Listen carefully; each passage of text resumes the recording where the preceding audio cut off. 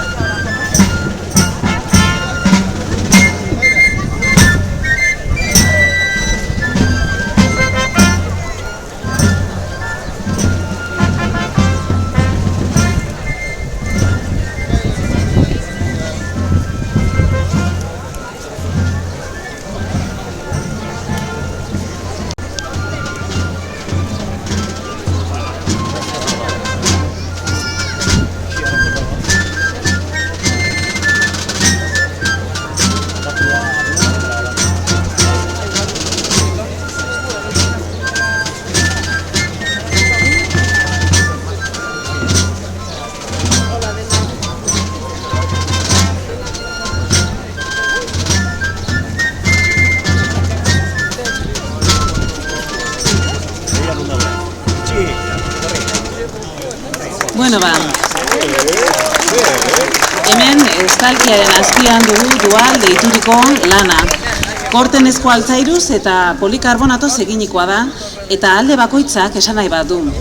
Uno de los lados nos remite al recuerdo, justamente el que tiene 400 agujeros, simbolizando las alrededor de 400 personas ejecutadas. La otra cara de la obra es la que nos remite a la historia transparente y objetiva, a través de la cual se puede leer la memoria. Bestalde, eskulturaren beheko aldean, gogora ekartzeko eta lekukotzak eradadin exekutatutakoen izen abizenak daude zerrendaturik. Eskerrik asko, hauek osatzen eta lortzen parte hartu duzuen guztioi. Elkarteei, senideei, ikerlariei, naiz norbanakoei. Y especialmente a la Asociación de Víctimas del Genocidio, ya que esta ha sido en años una demanda de la asociación. Elkarteko kidea den Marisa Urra dugu gaur hemen gurekin hitz batzuk esateko. Marisa, hurbiltzen bazara, eskerrik asko.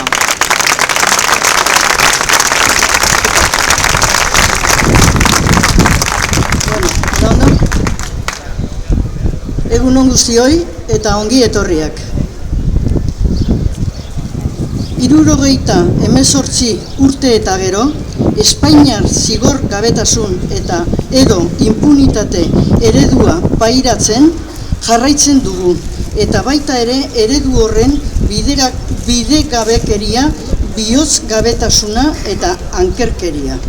Espainiar epaitegientzat jurisdizio unibertsala desagertu zen amnistia eta oroimen historikoari buruzko legea onartu zurenean. Lege horiek benetako punto finaleko legeak dira, eta PSOEk eta PPko gobernuek ere lege erreformak onartu dituzte, Espainiar estatuan justizia unibertsala ez aplikatzeko. Egungo estatu espainiarra frankismoaren zaintzapean dago, eta bertan torturatzaileak eta gizateriaren aurkako krimenen erantzueleak babesten dituzte, eta diktadura genozidioaren tradizioari jarraipena eman zaio. Gure elkarteak hain zuzen ere, frankismoak eragindako genozidioaren biktimen elkarteak publikoki eskerrak eman nahi dizkie egungo udal gobernu eta gainerako zinegotziei. Ahal izan duten neurrian, Donostiar bere 400 hiritarren duen zorra aitortzea erabaki dutelako. 400 hiritar horiek haien etxetatik edo lantokietatik atera zituzten eta erailak izan ziren genozidek bezala pentsatzen ez zutelako eta herritarrek aukeratutako legezkotasun demokratikoaren kontra jo zuten militarren matxinadarekin bat egin ez zutelako. Gainera, herritar horien emazte eta seme alabak inolako babesik gabe gelditu ziren.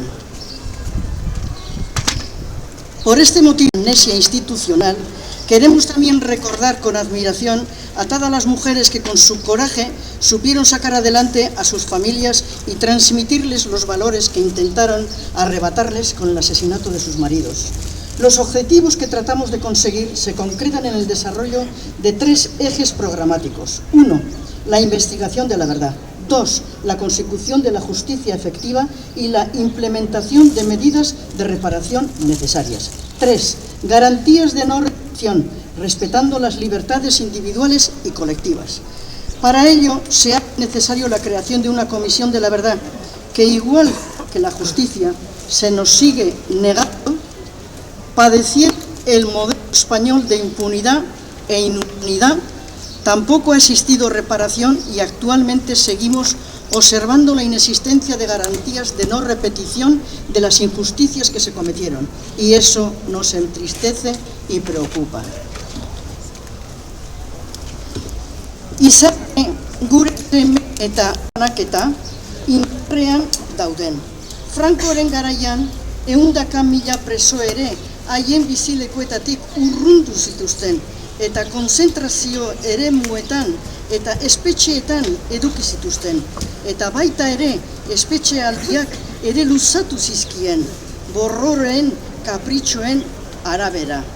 Espero dugu eta desio dugu Amnistia Internazional eta giza eskubideen alde lan egiten duten beste erakundek bezala, nazioarteko legekotasuna eta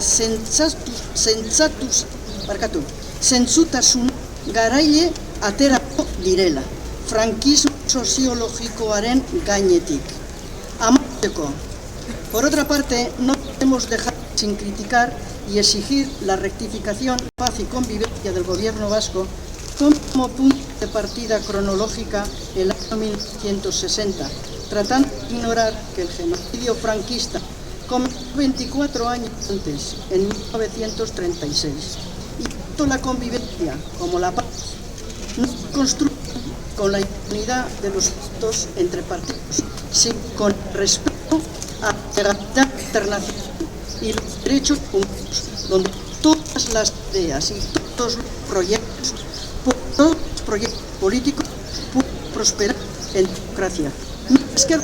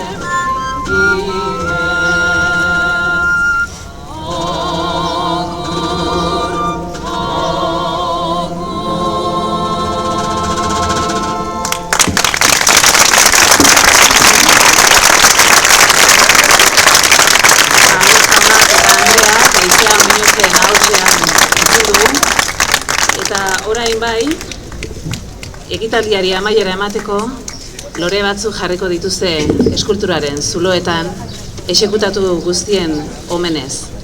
Eta honen bestez, besterik gabe, agurtuko zaituztegu, egun ona izan dezuezuela eta mila esker hemen izanagatik. Aio eta egun ona izan.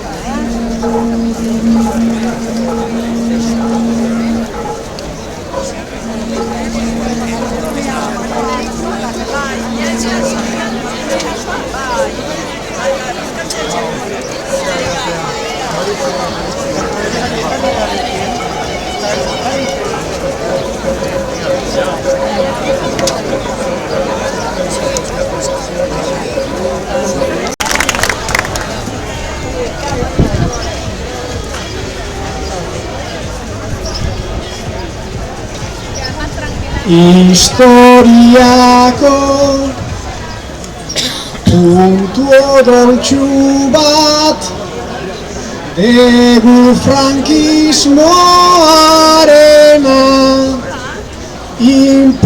impunitate osoz pasea urte luzetan barrena oroigarri bat jarri da hemen luze borrokatu dena baino hemen denok egin behar dugu gure esku dagoena ez hastea da egin daiteken oroigarririk onena oroigarririk onena.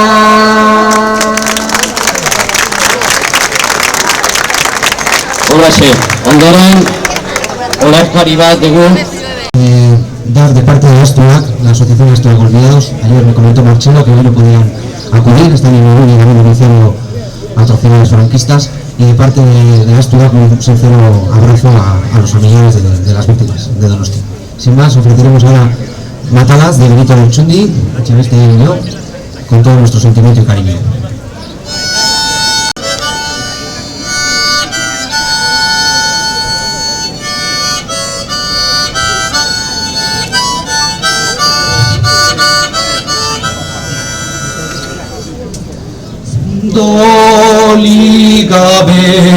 Doli gabe, eitzeniz, bizia siberuarentzako ematen baiti. Agian, egin batez, Eikiko dira egiazko siberutarra. Egiazko eskualduna tiranoa arrotzen hiltzeko. Egiazko eskualduna tiranoa arrotzen hiltzeko. Agian agian egin batez, jeikiko dira egiazko tximelutarra. Egiazko eskualduna, tiranoa arrotzen hiltzeko. Egiazko eskualduna, tiranoa arrotzen hiltzeko.